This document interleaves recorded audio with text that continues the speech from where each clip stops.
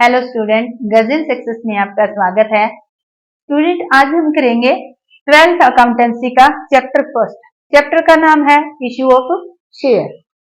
आज का हमारा टॉपिक रहने वाला है फोर फीचर ऑफ शेयर।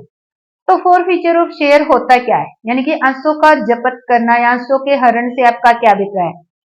तो अंशों के हरण से संबंधित थोड़ी सी हम थ्योरी समझ लेते हैं कि कंपनी कब अंशों का हरण करती है। मान लेते हैं कि अगर कोई शेयर होल्डर अलॉटमेंट या उसके बाद, जैसे कंपनी ने फर्स्ट कॉल सेकंड कॉल मांगी है, उसके बाद भी कोई शेयर होल्डर कंपनी को पैसा नहीं पहुंचाता है, यानी कि पेमेंट नहीं करता है, तो कंपनी उसके अंशों को जब्त कर लेती है। अब अगर आर्टिकल ऑफ एसोसिएशन के अंदर ऐसी परमिशन है तो ही कोई शेयर होल्डर कंपनी के अंशों को जब्त कर सकता है, अदरवाइज नहीं। अगर परमिशन नहीं है आर्टिकल ऑफ एसोसिएशन में, तो कंपनी अधिनियम 2013 के शेड्यूल 1 की टेबल F, इसके अंदर जो रूल रेगुलेशन दिए हुए हैं कंपनी को उसको फॉलो करने पड़ते हैं। तो अब कंपनी क्या करेगी, शेयर होल्डर ने अगर पेमेंट नहीं की है अलॉटमेंट या फर्स्ट कॉल सेकंड कॉल के बाद, तो कंपनी उस शेयर होल्डर को एक नोटिस देगी 14 डे का। 14 डे के अंदर अगर शेयर होल्डर पेमेंट कर देता है तो कंपनी उसके शेयर को जब्त नहीं करती, अदरवाइज कंपनी उसके शेयर को जब्त कर लेती है।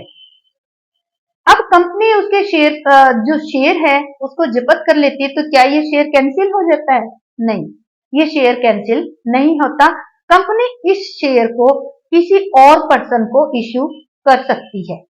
कंपनी केवल इस शेयर पे इस व्यक्ति से, मान लेते हैं मिस्टर एक्स है, एक्स को ये पहले शेयर इश्यू कर रखा था और इस व्यक्ति ने कुछ रुपए तो दे दिए और बाकी पेमेंट नहीं की, इस कारण से कंपनी ने जब्त किया है, तो कंपनी इसके खाते से वो शेयर जब्त कर लेगी और किसी, जैसे मिस्टर वाई है, उसको वो इश्यू कर सकती है।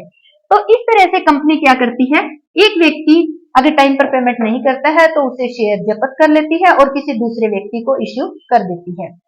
तो जो कंपनी ने जब्त किया पैसा है, वो पैसा भी कंपनी का जो कैपिटल है उसका हिस्सा माना जाता है। तो ये हमारा था शेयर फॉरफीचर क्या होता है।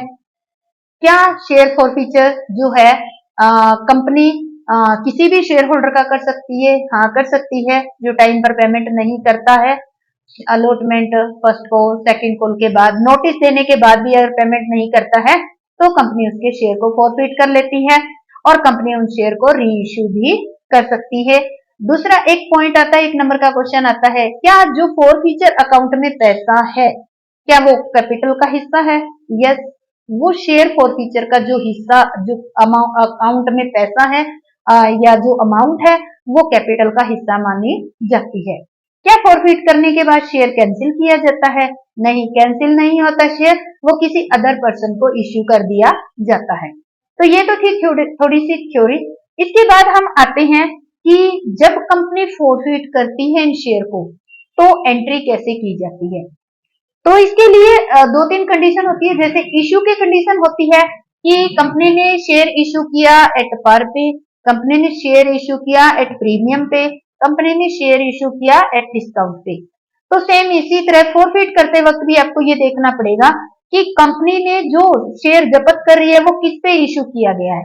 जैसे हम पहली कंडीशन पढ़ेंगे, शेयर फॉरफिट कंपनी ऐसा कर रही है जो एट पार पे इश्यू किया गया है, तो हम लिखेंगे share forfeiture issued at par, यानी कि ऐसे शेयर को फॉरफिट करने की एंट्री हम सीख रहे हैं जो किस पे इश्यू किया गया है, एट पार पे इश्यू किया गया है।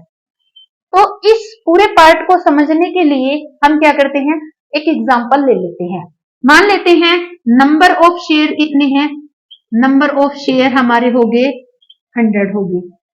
फेस वैल्यू कितनी होगी शेयर की, फेस वैल्यू होगी 10 रुपीज होगी। कंपनी कैसे कैसे मांगती है पैसे, जैसे कंपनी सबसे पहले एप्लीकेशन करती है, फिर शेयर को अलॉट करती है, फिर फर्स्ट कॉल करती है और फिर सेकंड कॉल करती है। तो इन पे मान लेते हैं ये 10 रुपए है, इन 4 हिस्सों में बांट कर लेगी कंपनी। 3 रुपए एप्लीकेशन पे हो गए, 2 रुपए अलॉटमेंट पे हो गए, 3 रुपए फर्स्ट कॉल पे और 2 रुपए हो गए सेकंड कॉल पे। मान लेते हैं किसी व्यक्ति ने अलॉटमेंट और फर्स्ट कॉल भुगतान नहीं की। कौन सी नहीं की? यही 100 शेयर जिस व्यक्ति के पास है उसने ना ही तो अलॉटमेंट की अमाउंट दी और ना ही उसने फर्स्ट कॉल की पेमेंट की। फर्स्ट कॉल के बाद कंपनी ने इसको नोटिस भेजा 14 डे का, पर उसने पेमेंट नहीं किया। तो अब इस व्यक्ति से कंपनी ने कितने रुपए मांग लिए? 3 एप्लीकेशन के, 2 अलॉटमेंट के और 3 फर्स्ट कॉल के, टोटल 7 रुपीज मांगे हैं कंपनी ने। उसके बाद कंपनी अब क्या करती है? पेमेंट ना आने के कारण फॉरफिट कर लेती है। अब इसकी एंट्री कैसे करेंगे? तो एंट्री करने के लिए हम सबसे पहले लिखते हैं share capital account debit,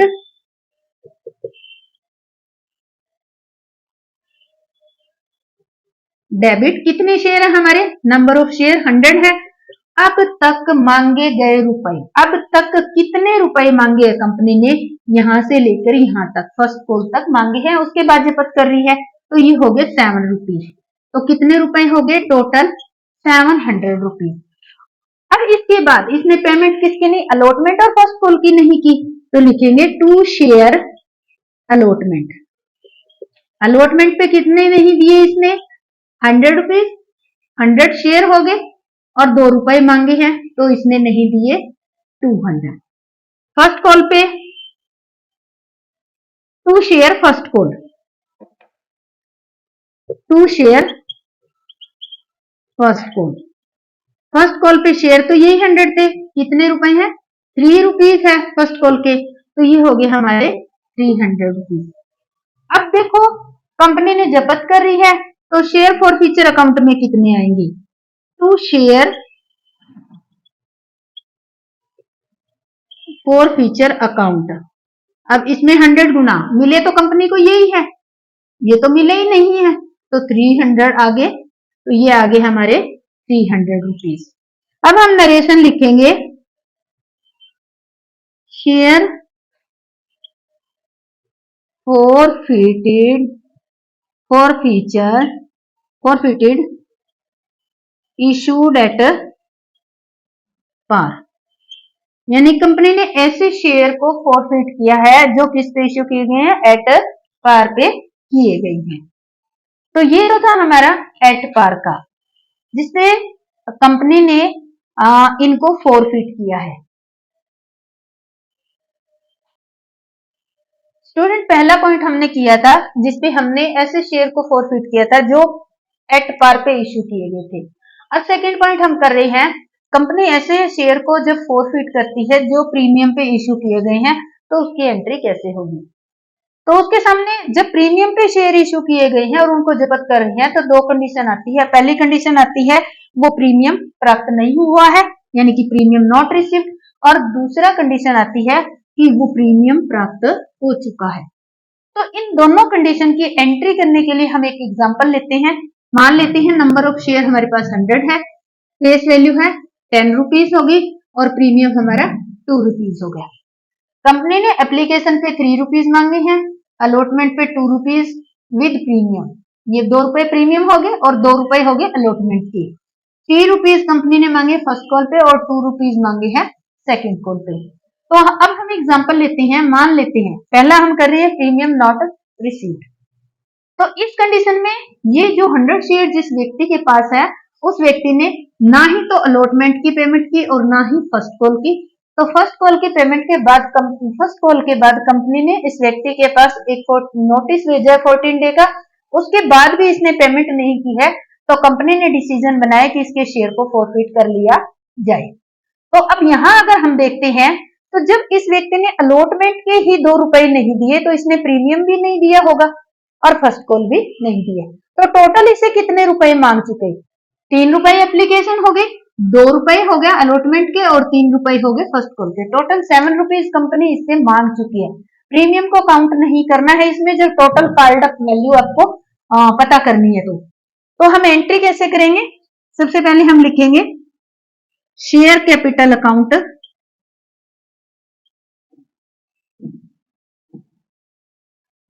100 share है हमारे, 7 कॉल्ड अप है डेबिट, तो 700 हो गए। अब हमारा प्रीमियम भी इसमें नहीं आया है। आपको पता है कि जब कंपनी इश्यू करती है तो प्रीमियम को क्रेडिट करती है और इस कंडीशन में प्रीमियम मिला नहीं है तो कंपनी इसको कैंसिल करने के लिए डेबिट करेगी। तो एंट्री करेंगे सिक्योरिटी प्रीमियम रिजर्व अकाउंट, कितने रुपए हैं 100 इंटू में 2, डेबिट 200। 2 किस किस पे नहीं मिला, 2 शेयर अलॉटमेंट,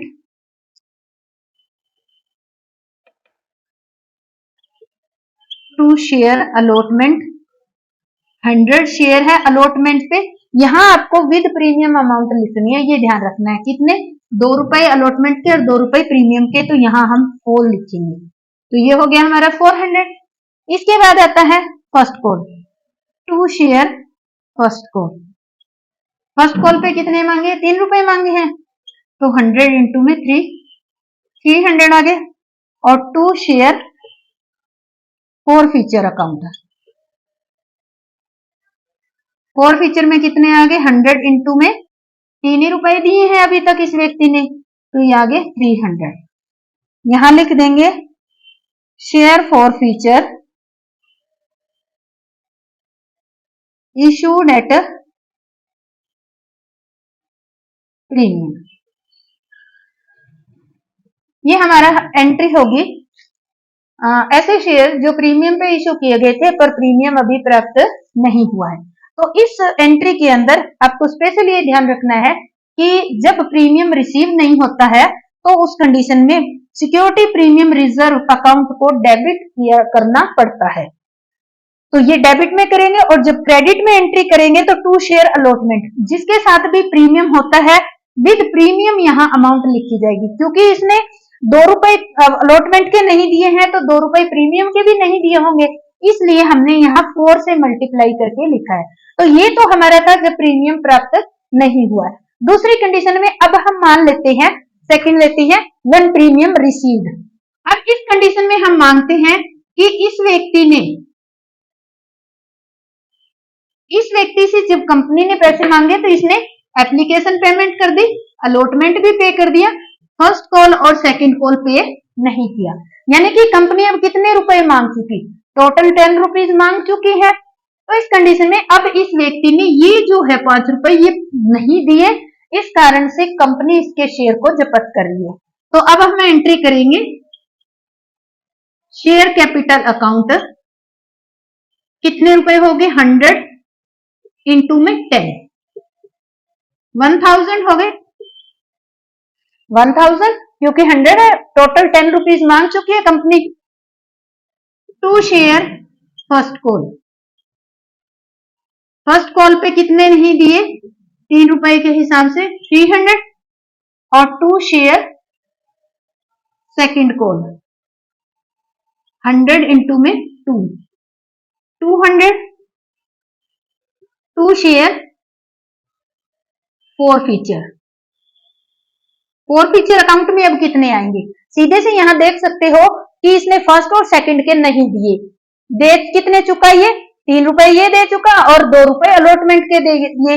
अब आपको ये ध्यान रखना है कि जब फॉरफिट करते हो ऐसे शेयर जिस पे प्रीमियम भी आपने प्राप्त कर चुके हो, तो उसको अब इस 4 फीचर में आपको केवल यहाँ जितने रुपए कंपनी ने मांगे हैं 2 रुपीज ये और 3 ये, प्रीमियम के इसके अंदर इंक्लूड नहीं करने।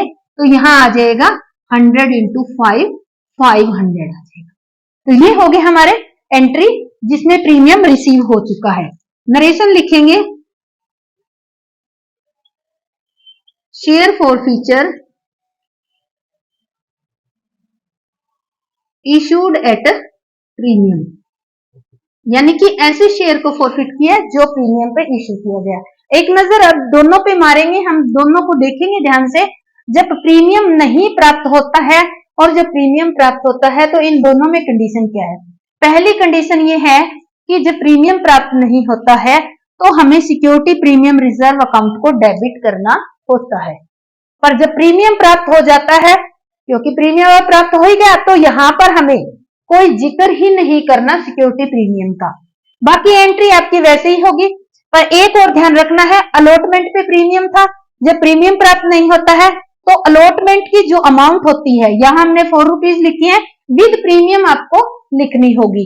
और जब प्रीमियम प्राप्त हो चुका है तो हमें यहाँ क्योंकि अलॉटमेंट के तो पैसे ही प्राप्त हो गए, तो यहाँ अलॉटमेंट हमने लिखा ही नहीं है। तो इस तरह से ये हमारा जो सेकंड पॉइंट था ये बहुत इंपॉर्टेंट पॉइंट है और मोस्ट ऑफ स्टूडेंट इसी में मिस्टेक करते हैं। ये वाला जो पॉइंट है ये बहुत बहुत इंपॉर्टेंट है और इसी में मिस्टेक होती है, तो इस पॉइंट को आपको ध्यान से करना है।